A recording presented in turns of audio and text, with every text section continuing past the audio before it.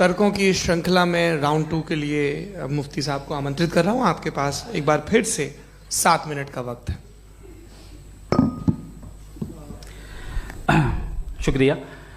जनाब जावेद अख्तर साहब कई मर्तबा दोहरा रहे हैं कि फेथ का मतलब बताइए, फेथ का मतलब बताइए। मैंने बता दिया, फेथ सही भी होता है, गलत भी होता है। और आज हम फेथ पे बात नहीं कर रहे, हम ट्रुथ और डज गॉड एग्जिस्ट पे बात कर रहे हैं। क्या डज गॉड एग्जिस्ट, ये ट्रुथ यानी गॉड है या नहीं है, इसमें से दोनों ट्रुथ क्या है। अब आप उसे फेथ कह लें, बिलीफ कह लें, नॉट माई बिजनेस। उसके बाद आपने कहा कि भाई सवाल करने से मजहब रोकता है। मैं कहता हूं जो रोकता है वो रोकता होगा, मैं नहीं रोकता। बल्कि सवाल करें, सवाल करना चाहिए। सवाल कर करके तो हम आगे बढ़ते हैं, तरक्की करते हैं, और इसीलिए मैं आज यहां पे आया हूं। लेकिन सवाल सिर्फ खुदा से नहीं होगा, आपसे भी होगा। सवाल एथिज्म से भी होगा, सवाल सिर्फ मजहब से नहीं होगा, सबसे होगा। और आज मैं सवाल करूंगा और उम्मीद है कि आप जवाब देंगे। अभी तक आपने वैसे कॉन्टिंजेंसी आर्गुमेंट का कोई जवाब नहीं दिया है। चलें, आपने कहा यूनिवर्स के बारे में इटर्नल क्यों नहीं बोल देते। ये चूंकि लॉजिकली पॉसिबल ही नहीं है कि यूनिवर्स इटर्नल हो। यूनिवर्स एक कॉन्टिंजेंट चीज है जो टाइम एंड स्पेस के पाबंद है, टाइम एंड स्पेस से बाउंड है। जो टाइम एंड स्पेस से बाउंड होगा वो कॉन्टिंजेंट होगा, जो कॉन्टिंजेंट होगा वो उसकी बिगिनिंग हुई होगी, जिसकी बिगिनिंग हुई होगी वो इटर्नल नहीं हो सकता। ये तो कॉमन सी बात है। आपने कहा कि किसी मजहबी किताब में डायनासोर का जिक्र नहीं है। अफसोस कि आज तक किसी मैथमेटिक्स की किताब में मुझे डायनासोर का जिक्र नहीं मिला। तो इसका मतलब मैथमेटिक्स की किताब बेकार है? नहीं, उसका वो टॉपिक नहीं है। रेवलेशन का और मजहबी किताबों का टॉपिक ये नहीं है कि आपको आके बताए साइकिल कैसे बनाते हैं, या आकर ये बताएं कि जो है डायनासोर कब था। वो तो मोरालिटी सिखाने आया है, गॉड के बारे में बताने आया, नॉन फिजिकल रियलिटी की हकीकत को सिखाने के लिए आया। रिलीजियन साइंस को रोकता है? नहीं रोकता। अगर रोकता है तो गलत करता है। रिलीजियन साइंटिज्म को रोकता है, जिसमें हमारे जावेद साहब मुख्तल हैं। साइंस और साइंटिज्म में फर्क है। साइंटिज्म यह है कि आप समझें कि साइंस और साइंटिफिक मेथोडोलॉजी ये नॉलेज को हासिल करने का वाहिद सोर्स ऑफ नॉलेज है। यह है साइंटिज्म। हम इसे रिजेक्ट करते हैं। हम साइंस को तो तरक्की करते हैं। भाई आप हमारी पूरी तारीख कर लें, पढ़ लें तो आपको पता चल जाएगा। बहरहाल ये अलग टॉपिक है। उसके बाद इन्होंने एक लफ्ज कहा, वेटिकन ने फतवा दिया। वेटिकन का फतवे से कोई ताल्लुक नहीं है, दोनों कॉन्ट्राडिक्टरी अल्फाज हैं। उसके बाद उन्होंने कहा कि भाई हमें नहीं मालूम। अगर नहीं मालूम तो क्लियरली कह देना कि नहीं मालूम है, इसमें क्या हरज है। तो वही तो मैं कह रहा हूं ना कि आप कह दें कि नहीं मालूम, लेकिन क्लेम क्यों कर रहे हैं कि गॉड एग्जिस्ट नहीं कर रहा है। आप कह दें नहीं मालूम है, हो सकता है हो सकता ना हो, लेकिन आप क्लेम कर रहे हैं। The moment you say God does not exist, this is a claim, and now the burden of proof is upon you too, जैसे हमारे ऊपर है। और क्यों है मैं बताता हूं, क्यों है ये भी मैं बताता हूं। फिलोसॉफिकली जो क्लेम होता है ना, सिर्फ ये नहीं होता कि इंसान कहे पॉजिटिव क्लेम करे और नेगेटिव क्लेम करे तो बर्डन ऑफ प्रूफ नहीं है। आप मिसाल के तौर पे मैं कहूं कि फुला उस कमरे में कोई नहीं है, मैंने एक नॉलेज का क्लेम किया है। उस कमरे में कोई नहीं है, मैंने एक नॉलेज का क्लेम किया। या तो मैं कहूं मुझे नहीं पता, हो भी सकता है नहीं भी हो सकता है, this is not a claim. लेकिन जब मैं कह रहा हूं कि वहां कोई नहीं है, या मैं कह रहा हूं वहां कोई है, दोनों क्लेम है और दोनों के ऊपर बर्डन ऑफ प्रूफ है। हमारे ऊपर भी बर्डन ऑफ प्रूफ है। मैंने कंटिंजेंसी आर्ग्यूमेंट दिया, इसे तोड़कर दिखाइए। आखिरी चीज, इन्होंने कहा कि खुदा दुनिया बनाने से पहले 150 साल पहले या करोड़ों साल पहले क्या कर रहा था। अरे हजरत, चलें बहरहाल मैं जवाब दे देता हूं। आप हमारे रिस्पेक्टेड पर्सनालिटी हैं, अगर आप नहीं होते तो मैं इसे एंटरटेन ही नहीं करता। टाइम, ये 100 साल पहले या 100 साल बाद, पहले बाद में अभी, ये वो अल्फाज हैं जिनका ताल्लुक टाइम से है।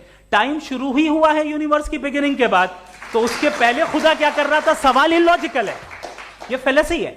यानी आप ये कह रहे हैं कि यूनिवर्स के बनने से पहले खुदा क्या कर रहा था। टाइम के बनने से पहले, पहले का ताल्लुक टाइम से, टाइम उस वक्त था ही नहीं, तो ये सवाल ही इनवैलिड है खुदा के ताल्लुक से। दूसरी चीज, आर्ग्यूमेंट ऑफ कंटिंजेंसी जो मैंने आपके सामने पेश की है, आपने बार बार ये प्रूफ किया और ये कह रहे हैं कि गॉड ऑफ गैप्स। देखिए पहले नहीं मालूम था, साइंस ने कर दिया। सिंपल की मिसाल से मैं समझा देता हूं। जिस गैप्स की आप बात कर रहे हैं ना, साइंस उन गैप्स को जिन चीज के जरिए भी प्रूव करेगा वो कॉन्टिंजेंट ही होगा। अब चाहे वो फोर्स हो, मैटर हो या एनर्जी हो। लिहाजा सवाल हमारा उस वक्त भी वैलिड होगा जब तक कि आप नेसेसरी बीइंग पे ना आ जाएं, और इन्फिनिट रिग्रेस पॉसिबल नहीं है of causes in practical world, तो जाहिर है कहीं रुकना पड़ेगा, जहां रुकेंगे वही खुदा है। दूसरी चीज, आपने ये क्या कह रहा था मैं, किस पॉइंट को? What? Oh no, after that. Just now. हाँ, जहां रुकेंगे वही खुदा है। बहरहाल, तो टाइम का जिक्र हो गया, गॉड ऑफ गैप, सॉरी या इसकी एक मिसाल आप ले लें। एक कार है, एक साहब ने देखा कि भाई कार जो है उसके व्हील्स कितने अच्छे लगे हुए हैं सही जगह पे, स्टीयरिंग जो है कितने अच्छे जगह पे लगी हुई है, और सीट्स कितने वेल डिजाइंड है, कितनी प्रिसाइजली ये कार काम कर रही है, तो जरूर कोई ना कोई इसे क्रिएट किया है, किसी ने क्रिएट किया है। अब जावेद साहब आए और कहे अरे जनाब बोनेट खोलिए, इसमें इंजन है, इंजन इस कार को चला रहा है, hence prove no one has created the car. This is illogical, this is irrational. आपने इंजन के जरिए उस गैप को तो साबित किया, लेकिन क्या उससे कार की जो क्रिएशन है और उसका जो क्रिएटर है ये इम्पॉसिबल हो जाए? ऐसा पॉसिबल है? उसका सवाल खत्म हो जाए, ऐसा पॉसिबल है? नहीं। आपने गैप्स को फिल करके, कॉन्टिंजेंट चीजों से गैप्स को फिल करके हमारे ऑब्जर्वेशन को और ब्रॉड कर दिया। अब हमें और पता चल गया कि ये जो कार है इसका सिस्टम कितना ज्यादा कॉम्प्लेक्स है। पहले कम समझते थे, अब कॉम्प्लेक्सिटी और ज्यादा वाजे हो गई। अब हमें समझ में आ रहा है कि हमारी सर्टेनिटी और बढ़ गई कि जरूर इस कार को किसी ना किसी ने बनाया। यही मामला यूनिवर्स का है। साइंस हमेशा फिजिकल वर्ल्ड की चीजों को ही फिल करती जाएगी और फिजिकल चीजों से ही करती जाएगी, चूंकि एम्पेरिकल एविडेंस का ताल्लुक फिजिकल वर्ल्ड से है। आप साइंस के जरिए मेटाफिजिकल रियलिटी को कभी साबित नहीं कर सकते। ये रॉन्ग टूल का इस्तेमाल करना है। ये वही काम है कि आप मेटल डिटेक्टर से प्लास्टिक डिटेक्टर करने चलें, जो कि जाहिर है सही नहीं है। Thank you.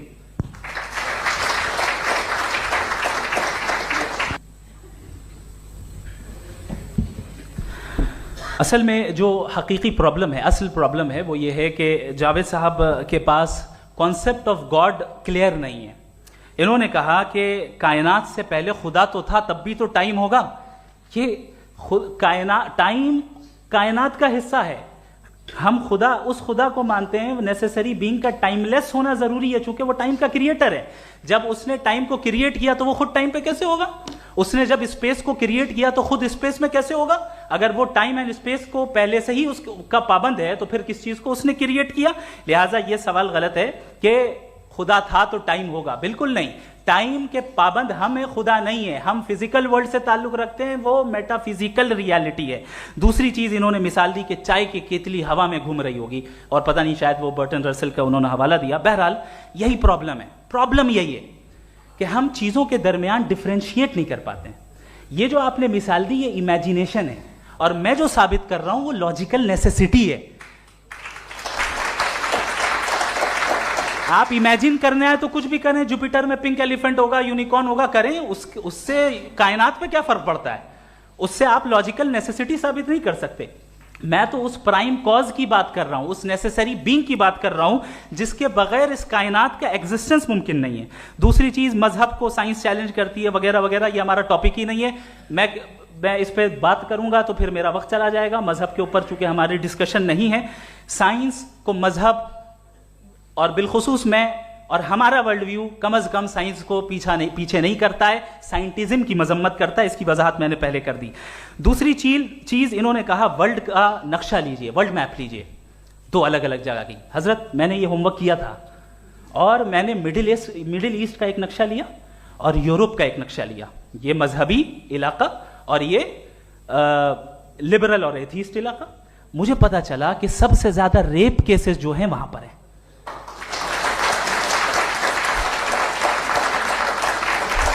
मुझे ये पता चला यूएन की रिपोर्ट के मुताबिक, मैं ये अपने घर से नहीं लेके आ रहा, कि जो वर्किंग वुमेन है यूरोपियन कंट्रीज में, उसमें 81% वुमेन सेक्सुअल हैरेसमेंट का वर्क में शुमार हो रही है। ये मिडिल ईस्ट में नहीं हो रहा है, वो मजहबी लोग हैं इसलिए नहीं हो रहा है।